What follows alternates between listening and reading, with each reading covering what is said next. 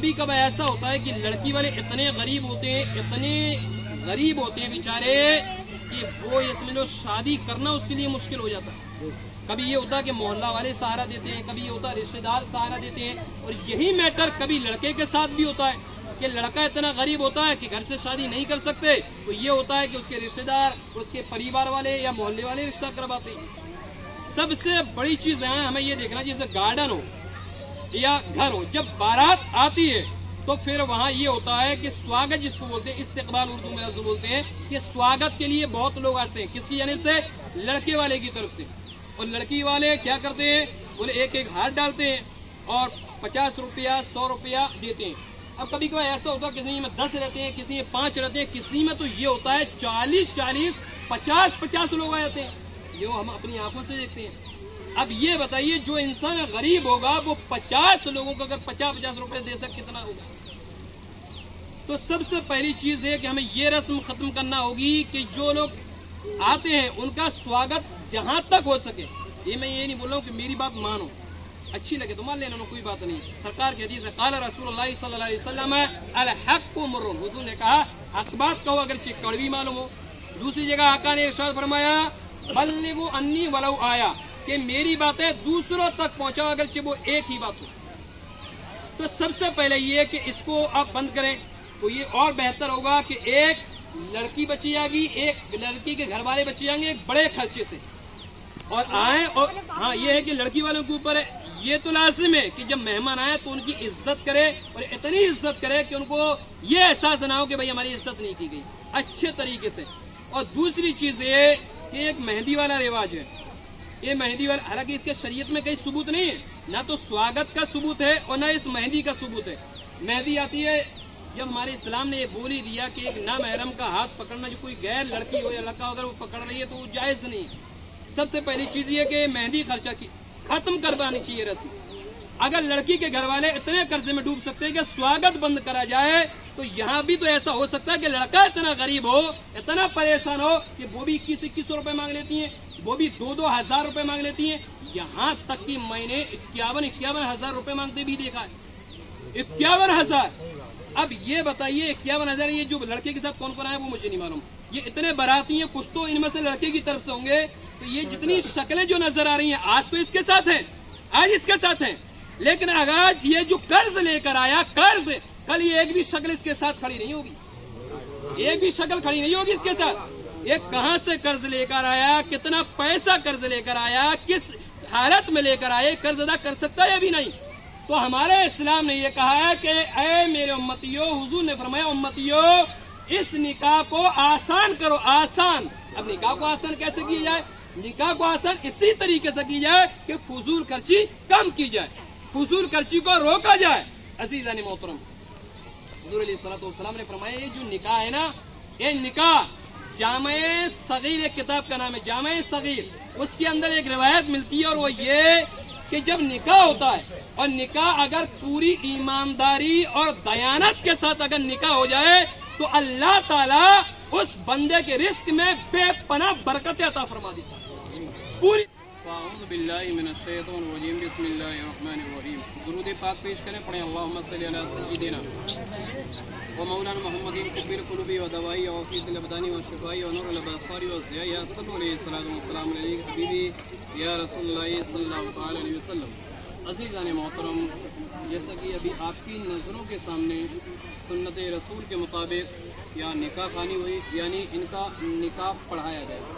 عزیزان محترم, ہمارے اور آپ کے آقا صلی اللہ تعالی علیہ وسلم ارشاد فرماتے ہیں کہ النکاح من سنتی فمن رغب عن سنتی فلیس منی. عزیزان محترم, اس کا مطلب کیا ہوتا ہے؟ اس کا مطلب یہ ہوتا ہے کہ ہمارے اور آپ کے آقا صلی اللہ علیہ وسلم نے فرمایا کہ یہ نکاح جو ہے یہ میری سنت ہے. حضور فرماتے ہیں کہ نکاح میری سنت ہے.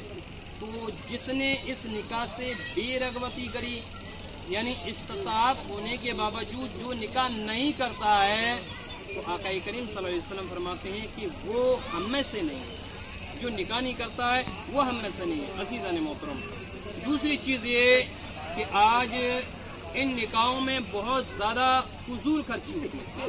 ان نکاحوں میں زیادہ گفتگو نہیں ہوئی، صرف 5-7 منٹ کے لیے گفتگو سے بڑے غور سے سن لیجیے گا. ان نکاحوں میں بہت زیادہ فضول خرچی ہوتی ہے، یعنی بہت زیادہ پیسہ پانی کی طرح بہایا جاتا ہے اور احساس تک نہیں ہوتا. ایک روپے کی اہمیت اس سے پوچھیں جو دھوپ میں، گرمی میں، سردی میں، جاڑے میں، برسات کے موسم میں روڈ پر کام کرتا ہے، اس سے پوچھیں کہ 1 روپے کی اہمیت کیا ہوتی ہے. لیکن اسے ہم بڑے شوق سے خرچ کر دیتے ہیں. لیکن اس جو باراتی جو لوگ آئے نا، ان سے تھوڑا سا ہم خوش ہیں. ہم خوش اس لیے ہیں کہ پہلی بات یہ کہ لوگ بارات جو لے کر آئے ہیں ڈھول تاشے کے ساتھ نہیں لے کر آئے. تو سب سے پہلا کام یہ کہ ایک گناہ ہونے سے بھی بچ گیا. ایک گناہ ہونے سے، جو ایک سنت کام تھا اور اس کو حرام کاری میں بدلتے، تو ایک جو ڈھول تاشے کے ساتھ نہیں آئے تو یہ سمجھ لیجیے کہ ایک بہت بڑے گناہ سے یہ بارات بچ گئی. دوسری چیز ہے کہ آج ہمارے یہاں ایک ماحول اور ہے، یہ میں بتا رہا ہوں، کسی کو کوئی برا نہیں لگے گا، ہے نا کسی کو. اس وجہ سے دیکھو، نہ تو آپ ہم سے دشمن نہ ہمیں دشمن، بھائی ہمارے اپنے لوگ ہیں، ہے نا. جس گاؤں کے لڑکی والے ہیں اسی گاؤں کا میں بھی ہوں، ہے نا. میں 18 سال بعد آیا ہوں، میں باہر تھا. اللہ کے فضل و کرم سے میں اس میں مولوی بھی مکمل ہے، میرا قاری کا کورس بھی مکمل ہے، اس کے علاوہ عالم کا کورس بھی مکمل ہے، مولانا کورس بھی مکمل ہے، فاضل اور مفتی کا کورس بھی مکمل ہے. اس لیے بہت اہم چیزیں بتا رہا ہوں. ہمیں ہماری سماج میں ایک بیداری پیدا کرنے کی ضرورت ہے، ایک بیداری پیدا کرنے کی ضرورت ہے. اور وہ بیداری کیسے ہے؟ کبھی کبھی ایسا ہوتا ہے کہ لڑکی والے اتنے غریب ہوتے ہیں بیچارے کہ وہ اس میں شادی کرنا اس کے لیے مشکل ہو جاتا ہے. کبھی یہ ہوتا ہے کہ محلہ والے سہارا دیتے ہیں، کبھی یہ ہوتا ہے رشتہ دار سہارا دیتے ہیں. اور یہی میٹر کبھی لڑکے کے ساتھ بھی ہوتا ہے کہ لڑکا اتنا غریب ہوتا ہے کہ گھر سے شادی نہیں کر سکتے، تو یہ ہوتا ہے کہ اس کے رشتہ دار، اس کے پریوار والے یا محلے والے رشتہ کرواتے ہیں. سب سے بڑی چیز ہے ہمیں یہ دیکھنا، جیسے گارڈن ہو یا گھر ہو، جب بارات آتی ہے تو پھر وہاں یہ ہوتا ہے کہ سواگت جس کو بولتے ہیں، استقبال اردو میں لفظ بولتے ہیں، کہ سواگت کے لیے بہت لوگ آتے ہیں. کس کی جانب سے؟ لڑکے والے کی طرف سے. اور لڑکی والے کیا کرتے ہیں؟ بولے ایک ہاتھ ڈالتے ہیں اور 50 روپیہ 100 روپیہ دیتے ہیں. اب کبھی کبھی ایسا ہوتا ہے کسی میں 10 رہتے ہیں، کسی میں 5 رہتے ہیں، کسی میں تو یہ ہوتا ہے 40 50 لوگ آ جاتے ہیں. یہ ہم اپنی آنکھوں سے دیکھتے ہیں. اب یہ بتائیے جو انسان غریب ہوگا وہ 50 لوگوں کو اگر 50 روپے دے سکے کتنا ہوگا؟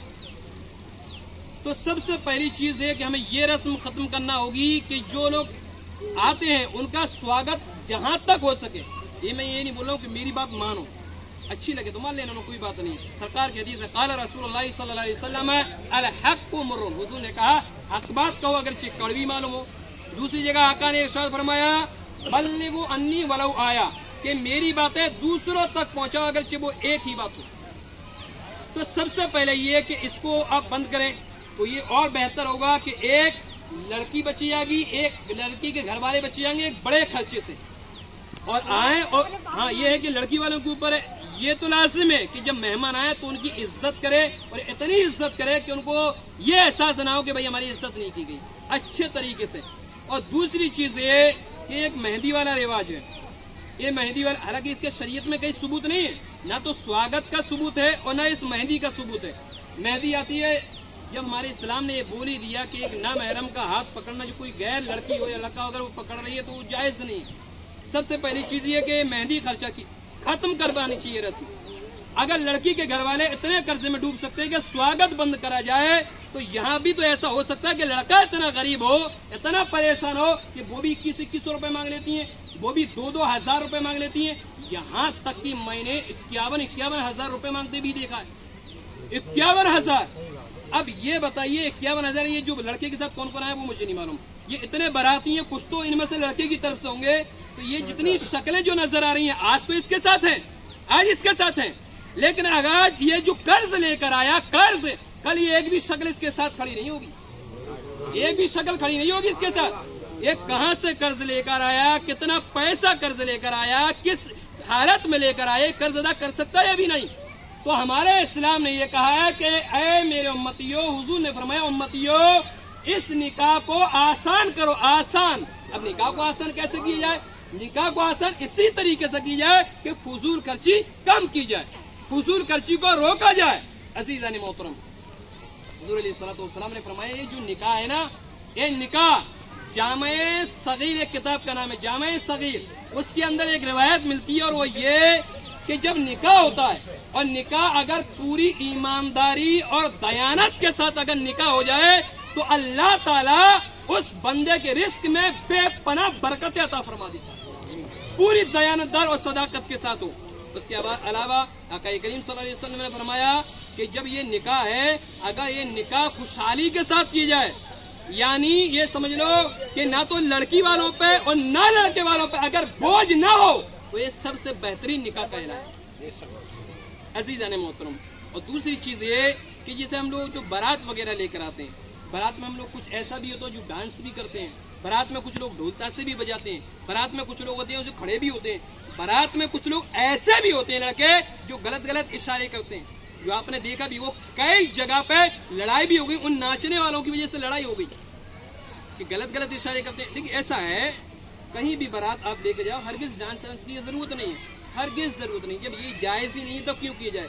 بہت سے لوگ تو شراب پی لیتے ہیں، بہت سے لوگ تو شراب پی لیتے ہیں، اور شراب پی کر پھر تو اس کو چھوڑ دیا جائے، پھر تو ایسا مست ہو جاتا ہے، ایسا مست ہو جاتا ہے اس کو کچھ دکھتے ہی نہیں، لوگ ہٹاتے ہیں تو اس کو ہی بھگا دیتا ہے، لیکن ہٹنے والا نہیں ہے۔ عزیزان محترم، اسلام کہتا ہے، اسلام کہ حج کرنے سے تمام گناہ معاف ہو جاتے ہیں، حج کرنے سے تمام گناہ معاف، تمام گناہ۔ حجر اسود ہے نا، چومتے ہیں، جب چومتے ہیں حجر اسود کو تو وہ تمام گناہ کھینچ لیتا ہے، حج کرنے سے تمام گناہ معاف۔ لیکن ایک شرابی کا ایسا گناہ ہے، ایک شرابی کا یہ گناہ ہے کہ اگر حج بھی کر لے اور ایک بار نہیں، اگر 1,00,000 بار بھی اگر حج کر لے تب بھی اللہ تعالیٰ اس کو بخشے گا نہیں، ایک شرابی۔ اس کے علاوہ شب قدر جو رمضان میں آتی ہے نا، اپن مناتے شب قدر، آج مسجد میں شب قدر ہے۔ شب قدر کا معاملہ تو یہ ہوتا ہے، حضور فرماتے ہیں اللہ اپنی قدرت کاملہ کے ساتھ تیسرے آسمان پر اپنی قدرت کاملہ کے ساتھ جلوہ افروز ہوتا ہے، اور وہاں اللہ اپنے بندوں سے کہتا میرے بندو مانگ لو کیا چاہتے ہو، بندو مجھ سے مانگ لو، تمہیں جو چاہیے تم مجھ سے مانگو، میرے بندو تمہیں روزی چاہیے مجھ سے مانگ لو، رزق چاہیے مجھ سے مانگ لو، اولاد چاہیے مجھ سے مانگ لو، دولت چاہیے مجھ سے مانگ لو۔ آقا فرماتے ہیں، اللہ فرماتا ہے جو آج کی رات مجھ سے جو بھی مانگے گا میں اس کی دعا کو رد نہیں کروں گا۔ اس لیے شب قدر کی جو رات ہے یہ 1000 مہینوں سے افضل ہے، 1000 مہینوں سے افضل، اتنی مقدس رات، 1000 مہینوں سے افضل۔ اس لیے تو اللہ فرماتا ہے کہ جو بھی مجھ سے مانگے گا مانگ، جو بھی میں عطا کر دوں گا۔ لیکن ایک شرابی اگر آج کی رات بھی اللہ سے مانگتا ہے تو اللہ اس کی نہیں سنتا ہے، یہ شک اللہ کی بارگاہ میں اس کے لیے کچھ نہیں ہے۔ تو کیا مطلب؟ یہ شرابی ایک بہت بڑا گناہ ہے، ایک بہت بڑا گناہ۔ اور اگر اس حالت میں، اگر شراب پینے کی حالت میں اگر کسی کو موت آ جائے تو یہ سمجھ لیجیے کہ رحمت کے فرشتے ہرگز نہیں آئیں گے، جنت کے فرشتے ہرگز نہیں آئیں گے۔ کہیں آپ یہ مت سمجھیے یہ مولوی صاحب ہیں جو بیان کر دیتے ہیں، ان کا کام ہے بیان کرنا، ہمارا کام ہے سننا۔ عزیزان محترم، میں تو آپ کو وہ حدیث بتا رہا ہوں جس کو آپ کو بڑے غور سے سننا ہے۔ بس ان چیزوں پہ میں چھوٹی سی جو چیز عرض کیا ہوں ان پہ عمل کریے، شراب سے دور ہوئیے، اور نکاح میں جو جتنا زیادہ خرچہ ہو رہا ہے اس کو بھی کم کریے۔